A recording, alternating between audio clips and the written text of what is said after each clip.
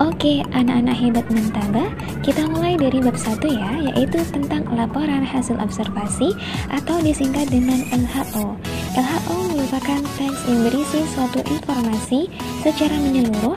Di dalamnya dijumpai paparan yang bersifat mengklasifikasikan tentang suatu fenomena secara umum.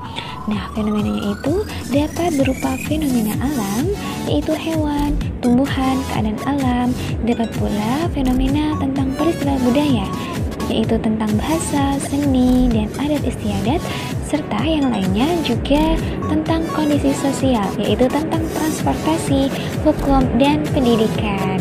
LHO ini memiliki fungsi, yaitu memberitahukan atau menjelaskan tanggung jawab, tugas, atau kegiatan dari suatu pengamatan. Nah, setiap teks pasti memiliki struktur ya. Demikian juga dengan laporan hasil observasi. LHO memiliki 3 struktur pembangun. Yang pertama, pernyataan umum atau definisi umum atau klasifikasi.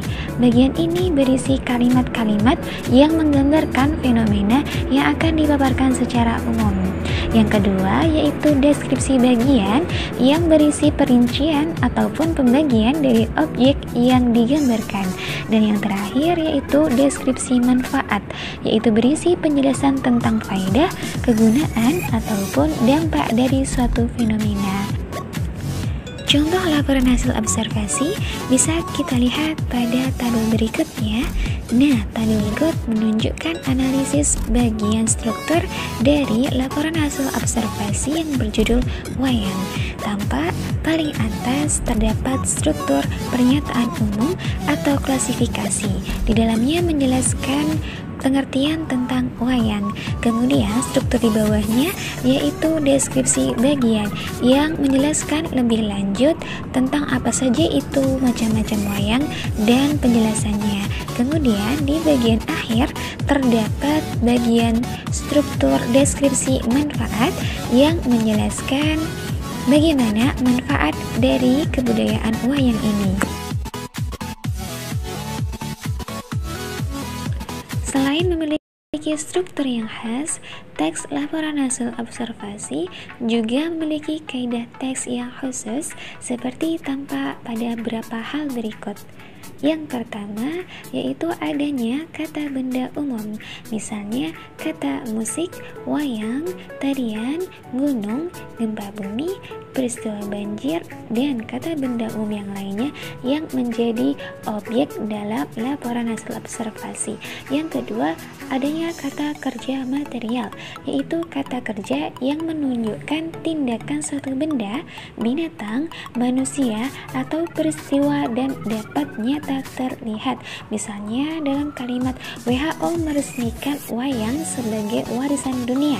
Nah, kata meresmikan merupakan kata kerja material. Yang ketiga, adanya copula, yaitu kata yang digunakan untuk menjelaskan pengertian atau konsep. Misalnya, kata adalah, merupakan, yaitu, dan yang lainnya. Kemudian yang keempat, adanya kata pengelompokan, yaitu kata yang menyatakan pengelompokan, seperti kata dipilah, dikelompokkan, terbagi, dan kata terdiri atas. Dan yang kelima, adanya kata keadaan yang menggambarkan atau bermakna suatu keadaan. Misalnya kata memiliki, bergantung, dan tergantung. Dan yang terakhir, banyak menggunakan kata istilah teknis yang berkaitan dengan isi teks laporan hasil observasi.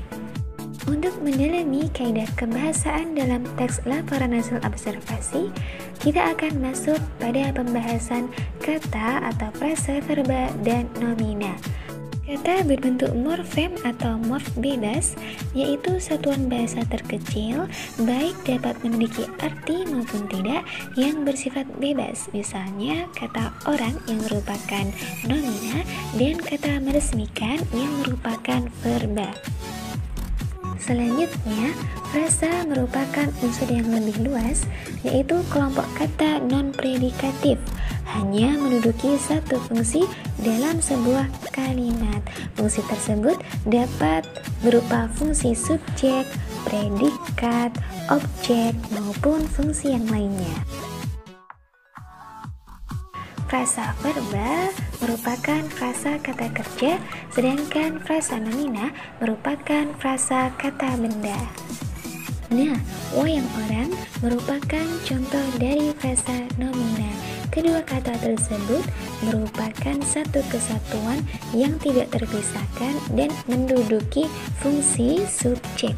Adapun contoh frasa verba tampak pada kelompok kata sudah meresmikan. Nah, kedua kata ini merupakan satu kesatuan yang merupakan frasa verba dan menduduki fungsi predikat. Selain frasa, dalam kebahasaan teks laporan hasil observasi juga terdapat padanya afiksasi. Afiksasi merupakan proses pengibuhan kata dasar menjadi kata turunan. Suatu kata yang melalui afiksasi bisa saja tetap atau berubah jenisnya. Suatu kata dasar dapat berubah menjadi kata kerja atau verba jika diberi imbuhan an, ber, di, bahkan terkadang diberi imbuhan ter atau ke an. Sementara itu, kata dasar yang sama dapat berubah menjadi nomina atau kata benda jika diberi imbuhan pen, per, an, atau terkadang juga imbuhan ke an. Analisis kaidah kebahasaan teks LHO dapat dilihat pula dari jenis kalimat pembangunnya. Di dalam laporan hasil observasi terdapat kalimat definisi dan kalimat deskripsi. Kalimat definisi merupakan kalimat yang mendefinisikan. Hal ini ditunjukkan dari kata adalah, merupakan, ialah, yaitu. Kemudian kalimat deskripsi merupakan kalimat yang berfungsi untuk mendeskripsikan lebih lanjut. Kemudian, apabila dilihat dari jumlah klausa pembentuk kalimat, dalam LHO terdapat kalimat simpleks dan kalimat kompleks. Kalimat simpleks merupakan kalimat yang hanya terdiri dari satu klausa. Contoh kalimat simpleks tampak pada kalimat kelelawar merupakan hewan unik. Kelelawar subjek merupakan predikat, hewan unik pelengkap. Kalimat tersebut hanya memiliki satu klausa. Contoh dari kalimat kompleks yaitu kalimat kelelawar aktif pada malam hari tetapi tidur pada siang hari. Nah, pembagian fungsinya bisa kita lihat ya anak-anak ya.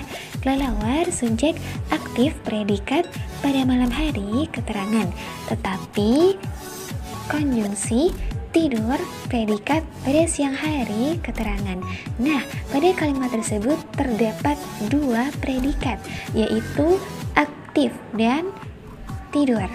Nah, hal ini menunjukkan bahwa kalimat tersebut merupakan kalimat kompleks karena memiliki dua klausa.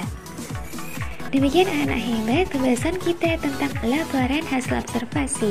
Kita sudah membahas apa itu laporan hasil observasi, juga strukturnya dan kaidah kebahasaannya. Insya Allah besok akan kita lanjutkan di pertemuan selanjutnya tentang menginterpretasi teks laporan hasil observasi. Ibu cukupkan dulu sampai sekian. Terima kasih atas perhatian anak-anak hebat. Assalamualaikum warahmatullahi wabarakatuh.